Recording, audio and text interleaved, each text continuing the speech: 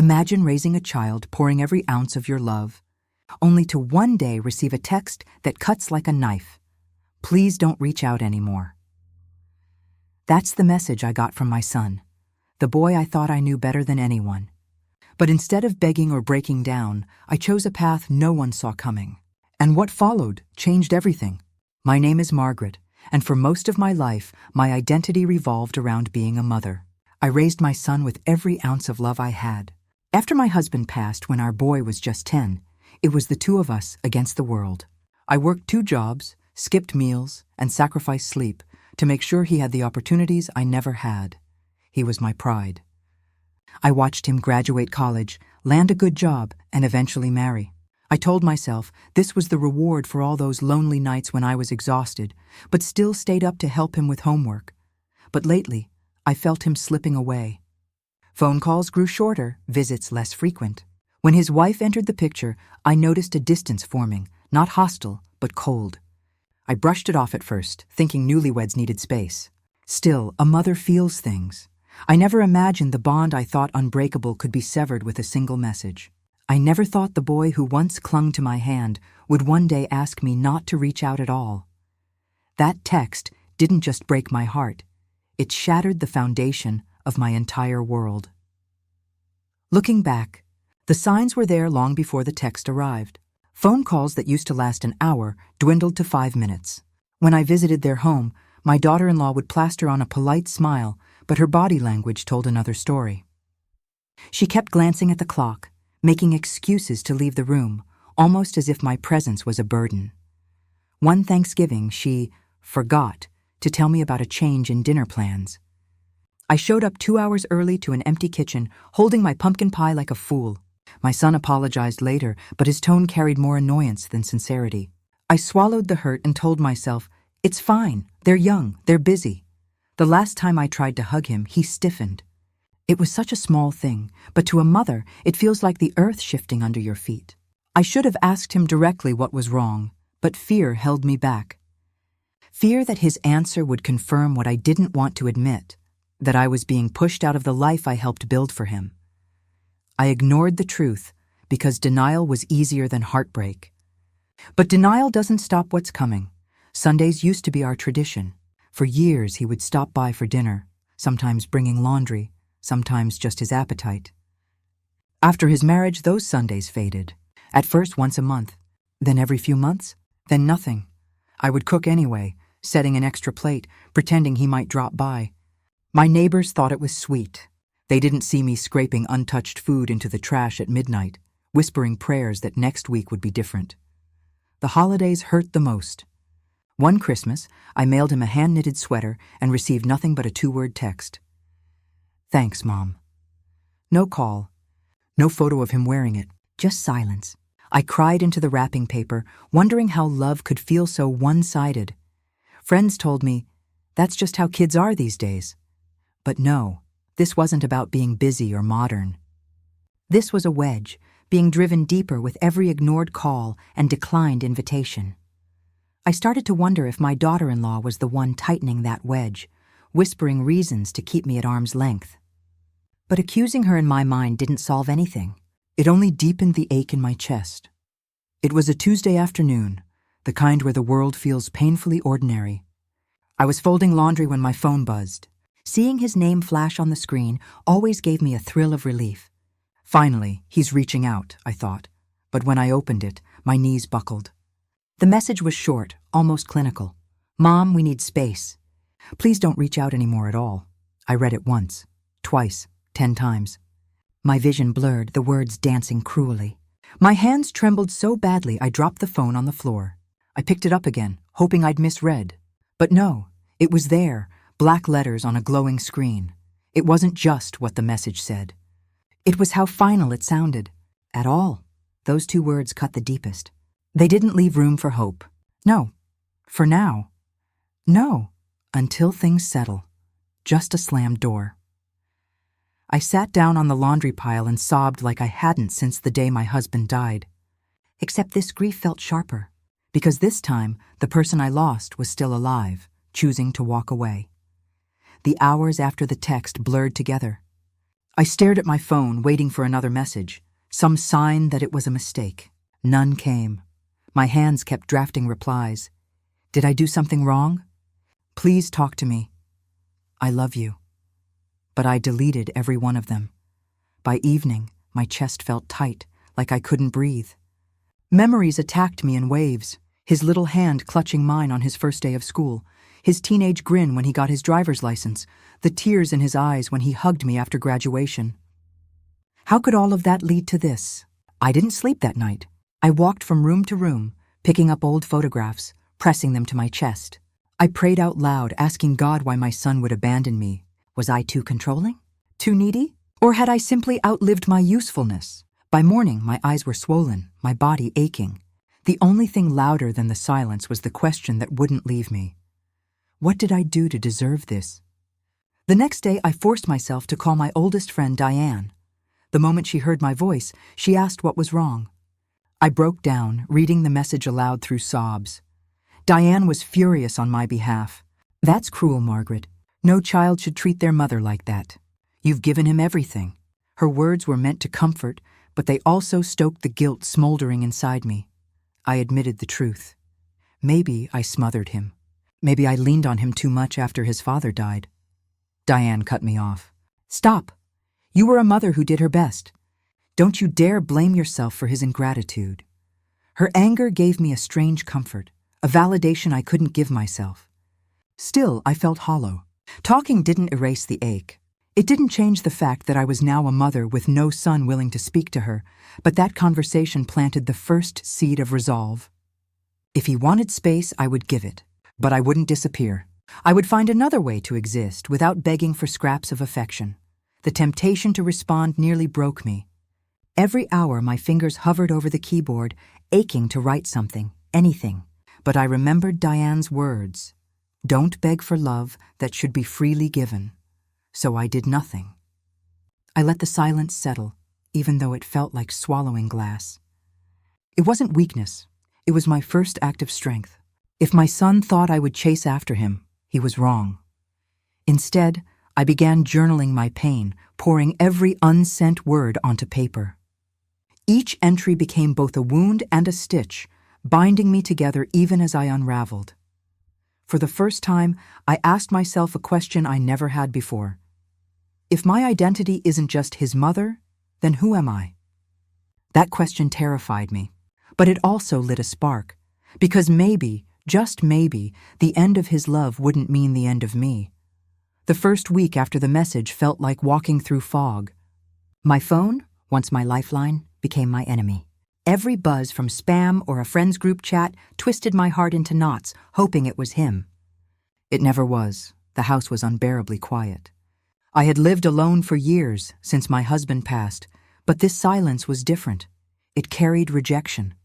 The air itself felt heavy, as if the walls had absorbed my grief. I forced myself into routines, watering plants, grocery shopping, volunteering at the church pantry.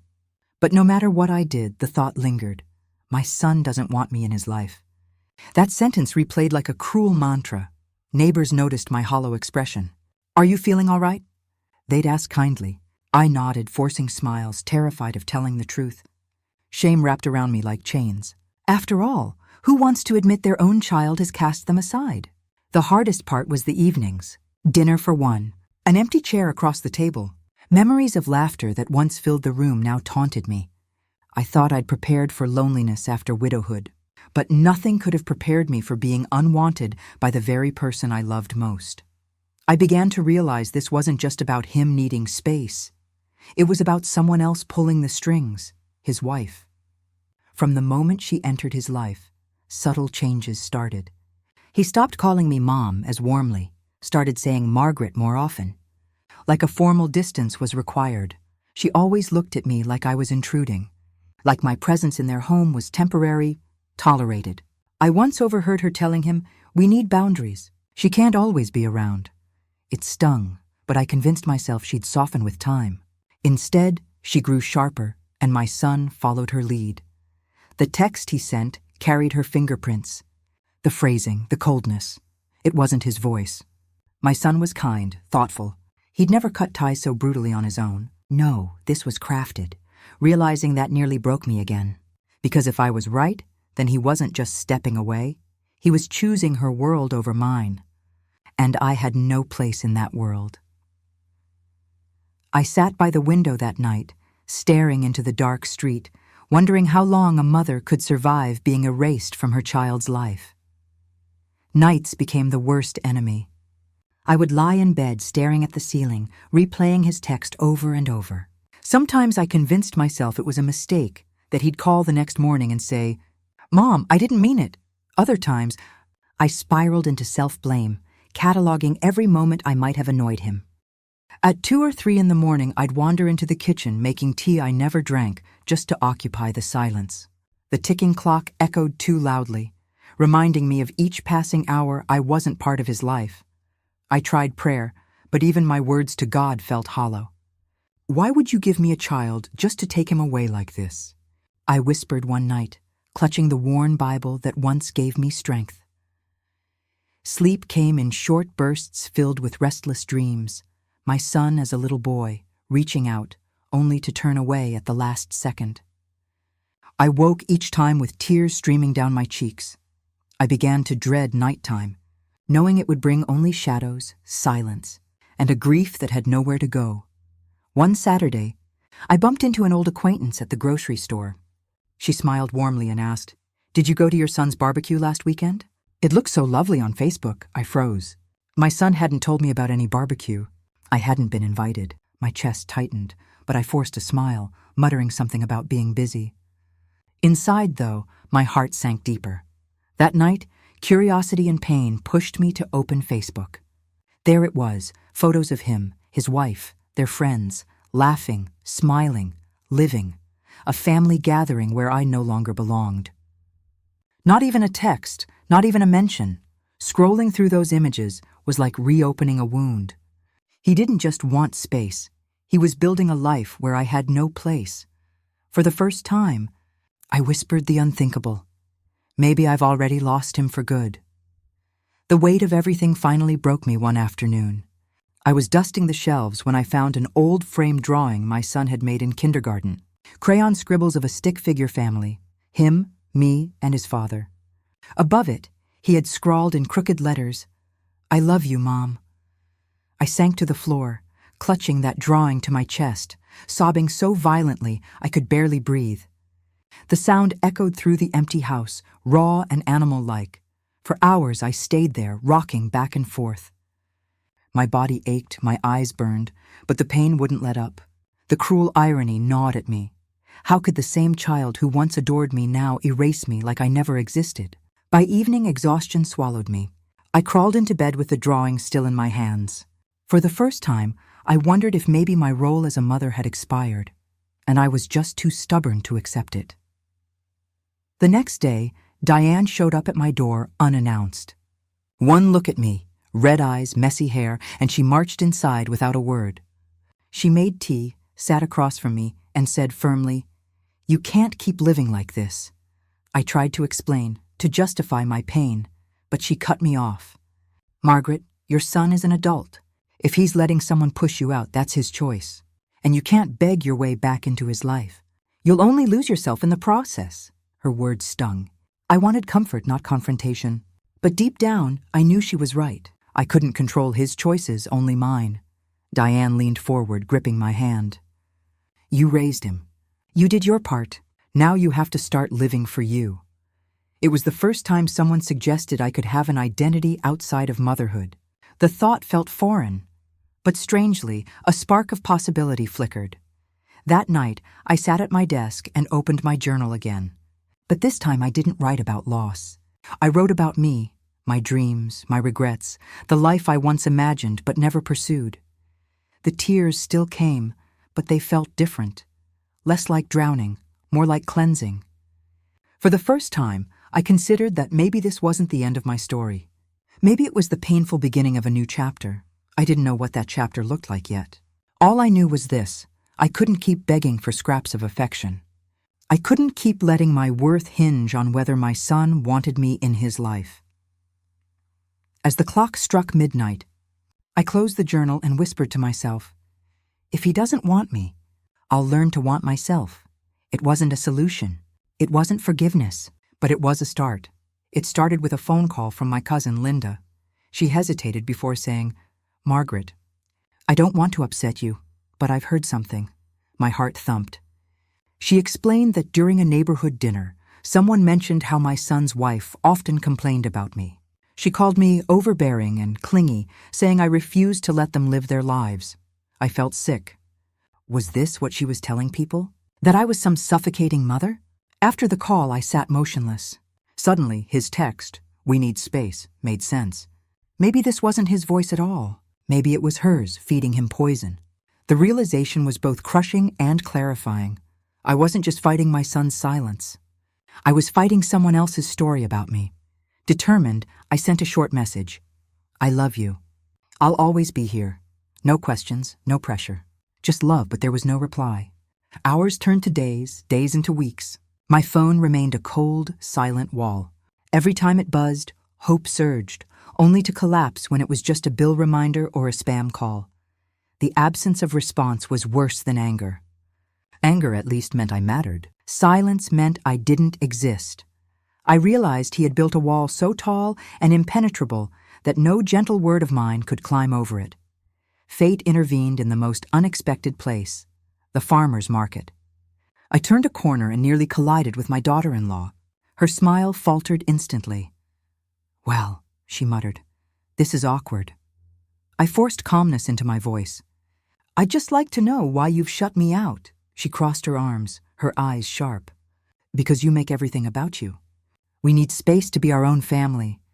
The words stung, but more than that, I saw something in her expression. Fear. It wasn't just about me. She was protecting something. Her influence, her control, and in that moment I realized this wasn't about space. This was about power. Later that week, Diane told me she'd overheard something at her salon. My daughter-in-law bragged that once she and my son had full independence, they'd be free to handle his father's small inheritance without interference. So that was it. Money, control. My relationship with my son wasn't just collateral damage, it was the target. The betrayal deepened, but oddly, so did my resolve. If this was about control, then retreating quietly would only hand them victory. For the first time, I felt the faint stirrings of fight inside me. That evening, I sat down at my desk and began writing, not a letter to my son, but my own story. A record of my sacrifices, my truth, my love. I wasn't sure if he'd ever read it, but putting words on paper felt like reclaiming my voice. For too long, others had defined me as overbearing, clingy, unwanted. But I knew who I was, a mother who had given her all. Maybe one day, when the fog of manipulation cleared, he would find my words and see me again. Until then, I would not let anyone else dictate my worth. The next Sunday, I went to church. An older gentleman approached me gently, saying he'd heard from my son's in-laws that they considered me unstable. That word cut deep. Unstable. Dangerous. It was a tactic, a way to discredit me, to isolate me further. But instead of breaking me, it sharpened me. If lies were being spread, then I needed to stay steady, calm, and undeniable in my dignity. I whispered to myself during prayer, "Truth will outlive the lies." One morning, I woke with a surprising sense of clarity. Yes, my son was gone from me for now. Yes, his wife was painting me as the villain, but I still had choices. I could curl up and let grief consume me. Or I could stand, silent but strong, refusing to be erased. I poured myself coffee, looked out the window at the rising sun and whispered, "This isn't over." It wasn't anger that filled me. It was calm determination. For the first time since that text, I didn't feel like a victim. I felt like a woman preparing for whatever storm was coming next. At the grocery store, I ran into Mrs. Callahan, my son's old teacher. She smiled warmly and asked, "How's he doing? He used to speak so proudly of you. I nearly broke down." But then she squeezed my hand and said quietly, "Don't let distance make you forget who you are to him. A bond that deep doesn't break, it bends." Her words lingered with me. For the first time, I saw my situation differently. Maybe my son wasn't lost forever. Maybe he was bent under pressure, not broken from me entirely. I carried that hope home like a fragile candle. That night, I wrote a long letter to my son. I poured my heart out. Memories of bedtime stories, scraped knees, his first day of college. I told him I loved him without condition. When I finished, I folded it neatly and placed it in a drawer. Why? Because I realized sending it now might only fuel his wife's narrative. She would twist it into proof of my clinginess. But saving it meant holding on to truth for when he was ready. Sometimes strength isn't in speaking, but in waiting. Out of nowhere, Diane called. "Margaret, we're having a little dinner Friday. Come, no excuses." I almost declined, afraid of sitting at a table filled with couples when my own family had abandoned me. But Diane's firmness left no room for retreat. That night, surrounded by laughter and conversation, I felt alive again. I wasn't just a mother in exile. I was still a woman, still a friend, still a person worthy of connection. For the first time in months, I smiled without forcing it. Scrolling through social media, I stumbled across a picture of my son and his wife at a barbecue. He was laughing, holding a plate of food. She had her arm wrapped tightly around him. At first, it hurt. I wasn't invited. But then I studied his eyes. They weren't as bright as his smile suggested. There was a heaviness there, a shadow. For the first time, I wondered. Maybe he was playing along, not thriving. Maybe the story wasn't as one-sided as I'd believed. That gave me quiet strength. I joined a local book club. At first, I was nervous, but soon I was laughing, debating, and even hosting one of the meetings at my home. It felt good to have my living room filled with warmth and conversation again. For so long, it had been silent, a tomb of lost family. Now, it buzzed with new life. As the women left, one said, "Margaret, you're such a gracious host." The compliment stunned me. It reminded me that I was more than a discarded mother. I was still capable of creating joy. One afternoon, my phone buzzed. My heart stopped when I saw the name, my son. It wasn't a call. Just a message. "Mom, I hope you're well." 4 simple words, but they lit up my soul. He had reached out, however small. It was proof the wall had a crack, proof that my patience wasn't in vain. I replied carefully, "I'm doing well. I love you, always." And then I waited. Though no follow-up came, I felt transformed. The silence hadn't defeated me. The brief message was enough to remind me. My son's heart wasn't entirely lost. I began to walk with my head higher, to greet neighbors with warmth, to enjoy mornings again. For too long, I'd lived in grief's shadow. Now, I was learning to live in light again, even if reconciliation never came. But deep inside, I knew this wasn't the end of our story. Something was shifting, and I was ready. One evening, just as I was settling in with tea, there was a knock at my door. My heart raced when I opened it. It was my son, standing there, awkward and tired. "Hi, Mom," he said softly. His voice cracked like he hadn't used it with me in years. I stepped aside silently, afraid that a single wrong word might push him back out. He walked in slowly, scanning the house as if reliving old memories. For the first time in a long while, hope wasn't just a dream. It was breathing in my living room. We sat at the table, the same table where I had eaten countless lonely meals. "Mom, I'm sorry," he whispered, his head in his hands. I let her words control me. "I thought I was doing what was best for my marriage. But I lost you." Tears streamed down my face. I wanted to scream, to demand answers for months of silence. But instead, I reached across and held his hand. Sometimes love doesn't need punishment. It needs presence. For the first time, I saw my son fighting his own battle. And maybe, just maybe, we were both ready to heal. He told me about the pressure, how his wife insisted on boundaries, how she painted me as overbearing, how every little interaction was twisted into conflict. She said choosing her meant pushing you away. And I was too weak to fight it. Hearing it confirmed what I had always suspected. But instead of anger, I felt sorrow. Not just for myself, but for him. For the years he spent torn between loyalty and fear. That night, I realized the enemy was never truly my son. It was the manipulation that had trapped him. A week later, he called me again. This time, his voice carried weight. "Mom, I'm filing for divorce. I can't keep living under control. I want my life back. And I want you in it. I froze, stunned. This wasn't just about me anymore. It was about his freedom. He was choosing truth over pretense, even if it meant upheaval. I knew the road ahead wouldn't be easy for him. But I also knew he'd taken the bravest step of his life.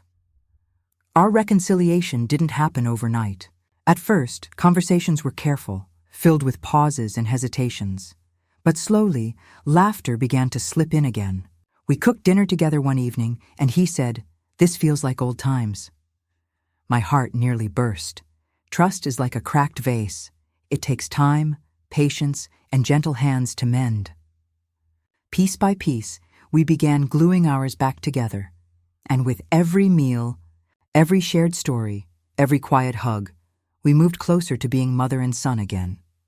Months later, I heard his ex-wife had moved out of state, remarried quickly, and taken her controlling ways elsewhere.